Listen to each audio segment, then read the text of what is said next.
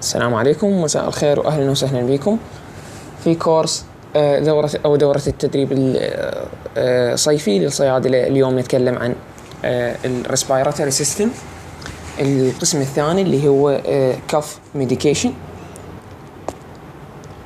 أو إشرابات أو علاجات القحة.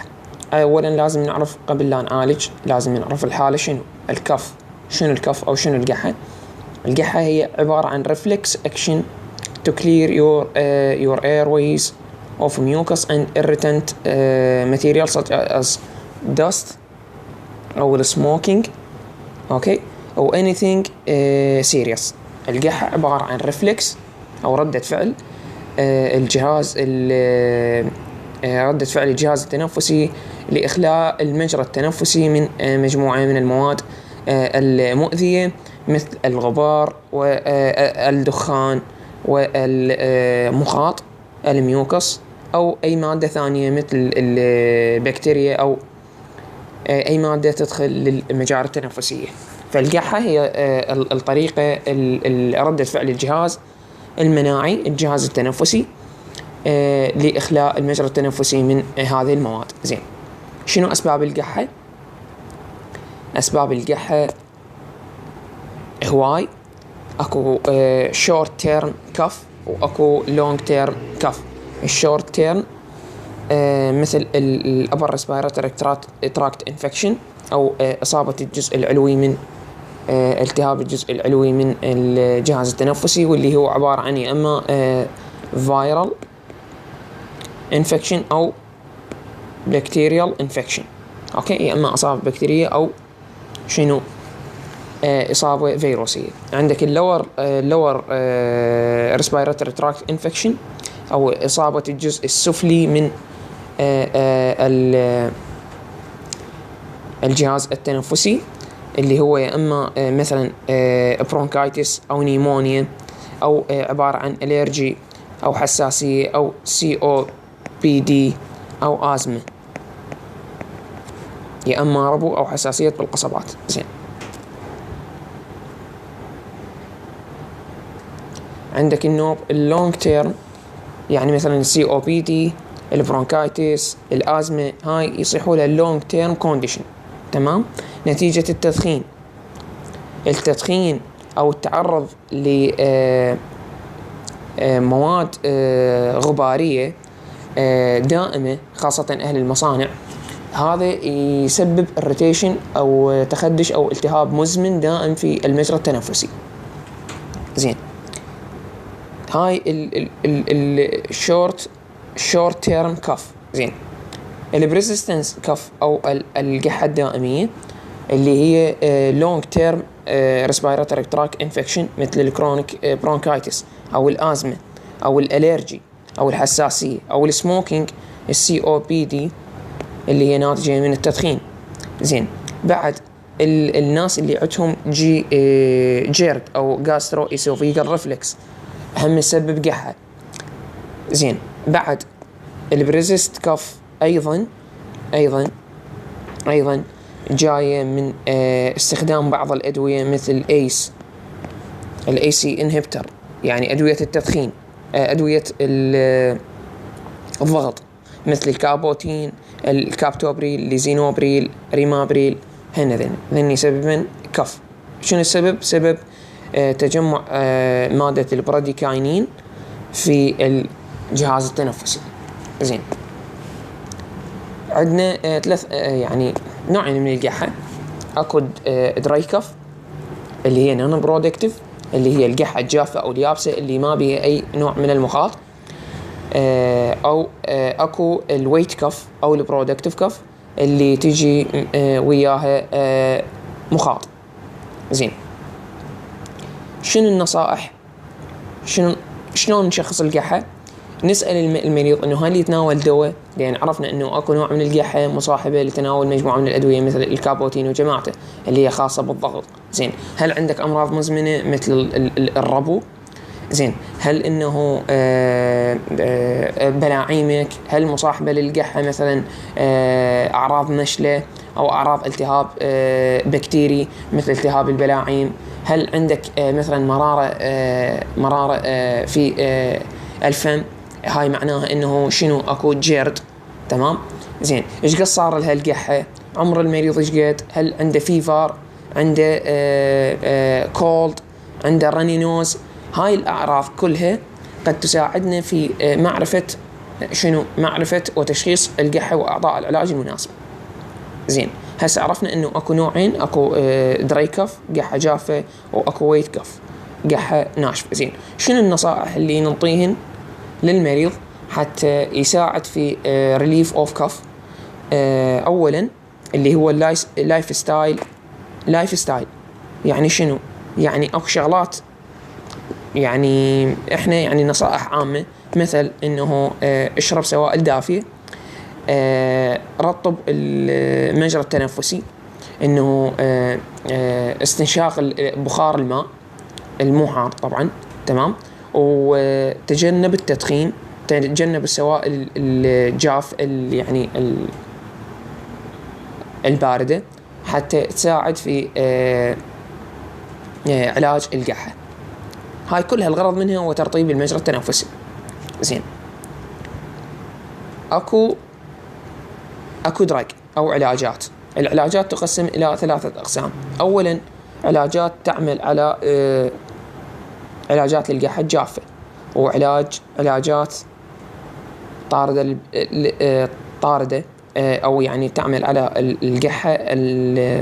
القحة الويت كف أو القحة اللي بيها بلغم، وعلاجات تعمل على النوعين. وأكو علاجات ثانية كومبينيشن، يعني أغلب أدوية القحة هي كومبينيشن حتى تعالج أكثر من حالة في نفس الوقت. زين. أولا راح ناخذ الأدوية العشبية اللي هي مجموعة من الأعشاب، اللي شو تسوي لنا؟ مجموعة من الأعشاب تسوي لنا ريليف فور كف. يعني تسوي لنا شنو؟ تسوي لنا راحة للكف، يعني تعالج لنا الكف وتسوي لنا ترطيب للمجرى التنفسي، وأحيانا تساعد في تقليل في إذابة الميوكس أو المخاط. زين. أشهر هاي العلاجات هو شنو؟ هو الزيكوف، شراب زيكوف اللي بالصيدليات العراقية، اللي نقدر نستخدمه من 2 فما فوق. زين. زيكوف عبارة عن مجموعة من الأعشاب والزيوت النباتات اللي تساعد في علاج القحة، للقحة الجافة والقحة الرطبة، وخصوصا اللي يستخدمونه أهل يعني نستخدمه من 1 فما فوق. ملعقة الشاي 3 مرات باليوم، والجرعة حسب العمر موجودة بالليفلت. زين. ما يصير نعطي موانع الاستخدام، ما يصير نعطي الحامل اللي احتواء على عرق السوس، وما يصير نعطي أهل الضغط.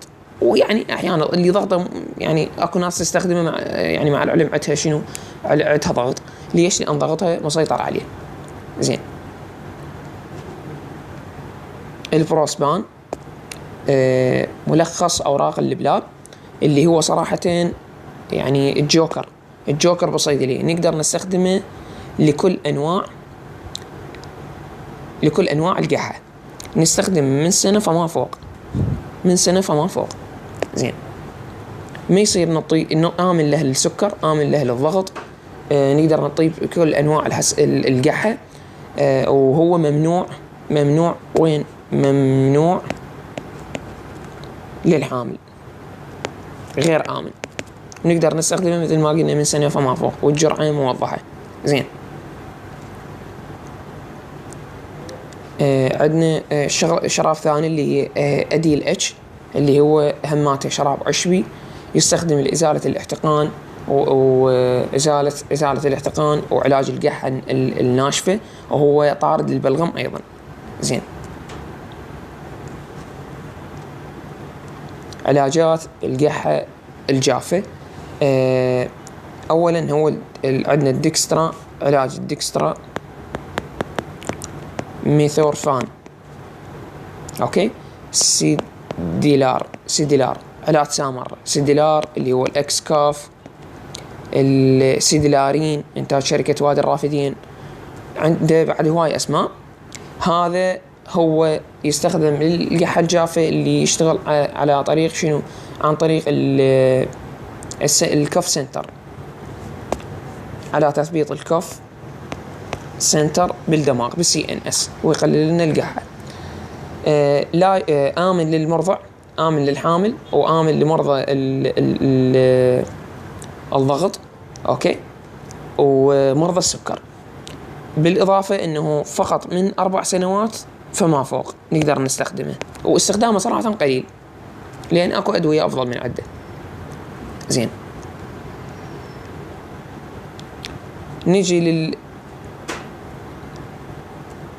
من لطاردات البلغم.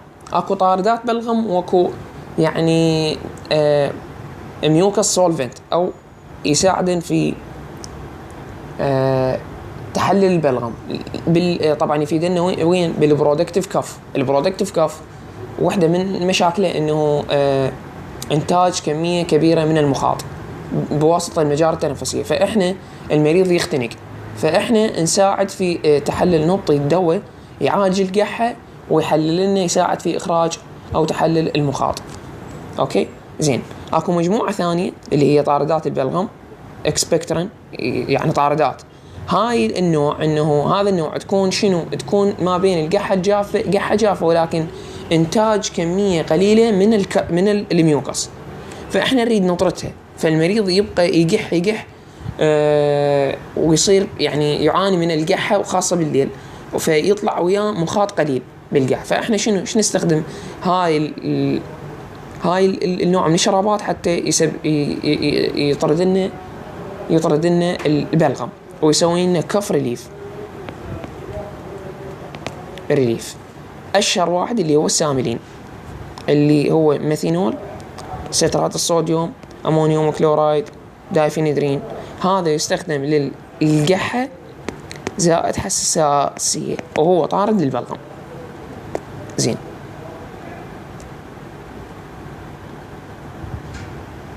طبعا مو بس الساملين، عندك شراب الإزيلين، وعندك شراب الكان ميكس، ذن كلهن نفس الشيء، نفس الساملين ونفس المكونات ونفس الاستخدام. زين، هاي الشرابات، هذا الساملين وهذا الكان ميكس وهذا الإزيلين.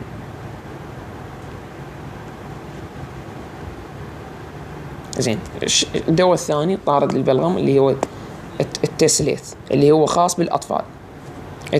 التسليث يحتوي على جليسريل والكلوروفينرامين والفينيلفرامين. ذني خاصات هاي المادة مقشعة، وهذني خاصات بالاحتقان. تمام، ذني خاصات مواد بالاحتقان وعلاج النشلة. ديكوبكت، وعندك بايونير، وعندك تيسليث، وعندك سولان، نفس المواد. زين،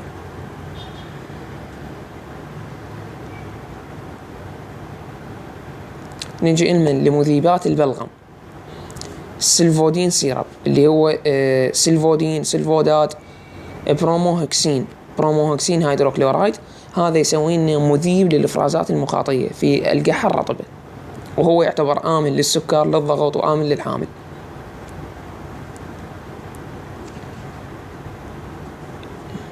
هذا سلفودين شركة سامرة، ميوكوسولف، بايونير، سلفوداد، وهذا الرافدين.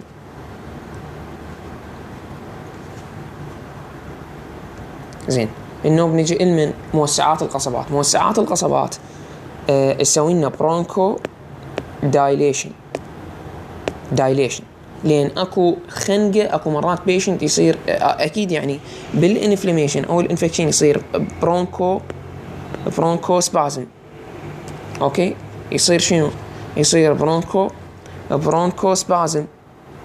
أوكي، يصير برونكو سبازم، تقلص بالأوعية. شنو؟ تقلص بالأوعية التنفسية. فإحنا نريد شنو؟ إحنا نريد ننطي برونكو مادة سوينا برونكو دايليشن. أوكي، حتى المريض يتنفس براحته والقحة تروح. زين، شنو ذن موسعات القصبات؟ أي مادة تحتوي على السلبيوتامول أو البيوتادين، بيوتادين شراب، أو ثيوفيلين أو إيفيبكت اللي موجودة بشراب البلاب، أو بروسبان أو بايوسان. زين، طبعا كل المواد يعني هاي بس فقط السلبيوتامول اللي هو بيوتادين اللي هو سابا، جماعة سابا اللي هو شورت اكتنج بيتا 1 اغونست، بيتا 2 اغونست عذرا. اوكي، يسوون لنا برونكو دايليشن. زين، نيجي من اكسديل شراب اللي هو جافاسينين وثيوفيلين. جافاسينين طارد للبلغم، وثيوفيلين هو شنو؟ موسع للقصبات. فنحصل على شراب ممتاز. يجي المريض يقول لك أنا عندي قحة وخنقة، قحة زائد خنقة، فإحنا لازم نعطيه شنو؟ ريليف للقحة، شراب يسوينا ريليف للقحة وريليف للخنقة. فلازم عندنا شنو؟ لازم عندنا إما بيوتادين بيها الشراب اللي نعطيه، يا إما ثيوفيلين، أو نعطيه شراب يحتوي على الإيفيبكت أو المادة اللبلاب. زين، الإكسديل اختيار ممتاز، لكن لا ننسى إنه الثيوفيلين مو صراحة يعني مو كل زين ويا، غير آمن للحامل وللمرضع والأمراض الضغط والسكر والقلب. أوكي، زين. عندك التوسيلار سيرب اللي هو طارد البلغم، مادة الجافاسينين، افيدرين، ديكستروميثوفران وكلوروفينرامين. فهذا قحة المصاحبة بالتحسس والاحتقان، طارد للبلغم، والديكستروميثوفران يشتغل على القحة الجافة، والإفيدرين والكلوروفينرامين يشتغلون على شنو؟ على النشلة. فيكون جدا خيار ممتاز للي عندهم قحة ويعني تحسس. زين، توسيرام نفس إفيدرين، فلينيفرين، كلوروفينرامين، كوداين. هذا الكوداين مادة تشتغل على شنو؟ على القحة الجافة. أوكي، تسوي ريليف للكف سنتر، وين؟ بالCNS. أوكي، أما ذن المواد فمادة على شنو تشتغل يعني الإفيدرين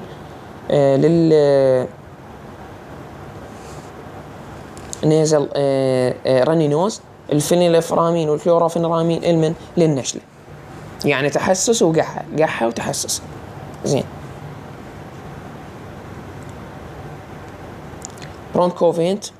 برونكوفينت واحد من أفضل العلاجات اللي نقدر ننطيها للي يعانون من شنو؟ للمدخنين. أوكي، ليش؟ لأن بيطارد للبلغم، وجافاسينين، بروموهكسين اللي هو هماته مذيب للبلغم، وسالبيوتامول يعالج شنو؟ يعالج الخنقة للمدخنين، لأن المدخنين عندهم خنقة وعندهم برودكشن، كف برودكشن. تمام، فبرونكوفيت يكون اختيار ممتاز. زين، طبعا الصور بالأخير. سينيكوت سيرب، بيوتاميريت اللي هو يستخدم مسكن للسعال وموسع للقصبات. أوكي، نقدر نعطيه للمرضى السكر والضغط. زين، برونكيوم. هسه عرفنا إنه أي مادة جافاسينين وثيوفيلين، هذا شنو؟ هذا طارد للبلغم وموسع للقصبات. أوكي، إكزيلير معناها إنه ملائم، يعني هاي المادة إكزيلير معناها إنه ما بي شكر. هذا ما المواد ذني مذابات محضرات إذابة بمن بالكحول. أوكي،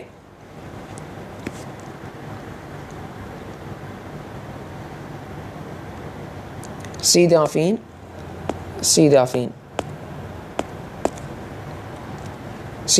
هو اختيار ممتاز اللي عندهم قحة وشنو يعني من 4 سنوات فما فوق، قحة ونشلة، قحة جافة وتحسس.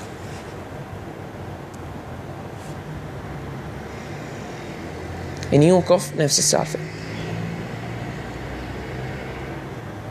زين، نيجي للأطفال الرضع. ثيوبكت إنتاج شركة أكتيف الألمانية، جلوكوز وزعتر وعسل، فيكون مناسب للقحة للسعال الرطب اللي أقل من 2 سنين. أوكي، للناس اللي أقل أو الأعمار اللي أقل من 2 سنين. زين عندك توزيفان ان سيرب متكون من دكستراميثوفران، افيدرين، فلينفرين، كلوروفينرامين، قحة جافة زائد تحسس زائد احتقان. اوكي، يعني عنده اعراض نشلة وقحة.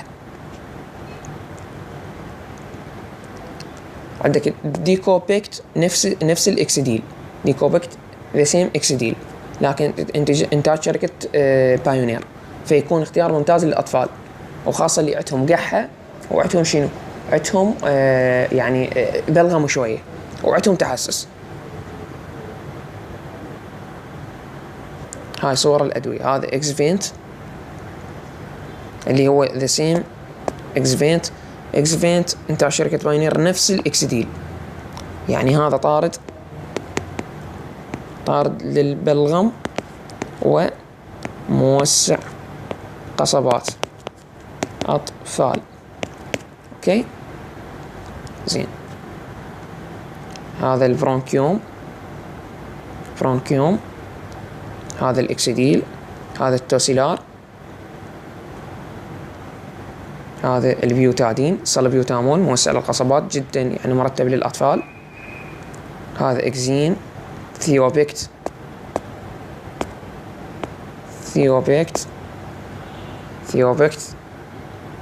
هذا شركة أكتيف اللي يكون مناسب للأطفال اللي عندهم قحة أقل 2 سنين.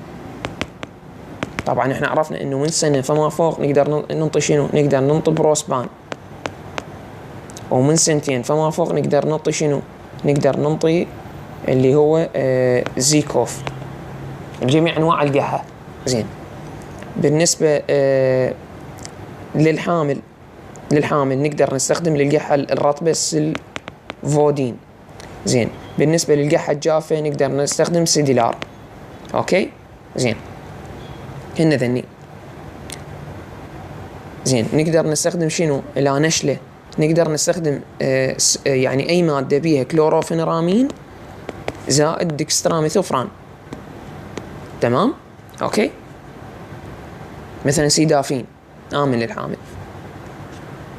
زين هذا السيدافين اللي عنده سيدافين اللي هو كلوروفينرامين و دكستراميثوفران. زين عندك برونكيوم، عندك هذا هسه انيوكوف، وعندك ايفيتاس اللي هو اميوكولايتك. زين توزيفين ان،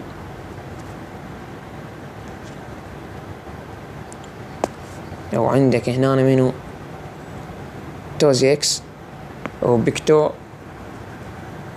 بيكتومكس جدا ملائم للأطفال. عندك درايكوف، وعندك توسيرام انتاج شركة سامرة. عندك توكسيل آسيا قحة زائد تحسس. تمام اوكي، قحة زائد تحسس، ويعتبر عمات طارد للبلغم. البيوتالين شركة جولفار اللي هو بيوتادين، وهو شنو يكون الشراب المناسب للأطفال اللي عندهم شنو، اللي عندهم اختناق قحة وخنقة. وبهذا نكون شنو، نكون خلصنا شرابات القحة كاملة. بس كملخص طفل من 1 سنة فما فوق بروسبان، 2 فما فوق شنو نستخدم زيكوف. اوكي نقدر اذا عنده من 2 وفوق نقدر نستخدم توسليت او ديكوبكت. زين، هاي شغلة.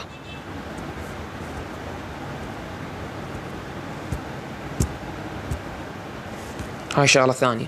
حامل شنو نعطيها؟ حامل عندك سلفودين او عندك سيديلار. سلفودين للقحة الجافة، سيديلار للقحة الرطبة. عندك السيديلار يجي وياه كلوروفينرامين، نقدر نعطيه اللي عنده شنو، اللي عنده حساسية. طبعا احنا نقدر لا اكو حساسية نقدر نستخدم شنو، هستادين امين. هستادين امين اذا اكو تحسس نقدر نعطي شنو، نقدر نعطي لوراتيدين. اوكي زين. البروسبان آمن للسكر والضغط وكل شيء. الزيكوف نقدر نصرفه في حالة إنه السكر مسيطر عليه أو الضغط مسيطر عليه، ممنوع على الحامل وممنوع على المرضع. زين، أكو شركة ثانية، أكو شركة بايونير، أوكي، أرخص بهواي يعني. زين، الأطفال عرفنا نقدر نستخدم من أقل السنتين ثيوبكت. إذا نقدر نستخدم تيسلت أو ديكوبكت، نقدر نستخدم سلفودين، نقدر نستخدم بيوتادين. زين، نقدر نستخدم ساملين يعني سنتين وفوق. اوكي زين، نشوفكم ان شاء الله بمحاضرة جديدة. في امان الله.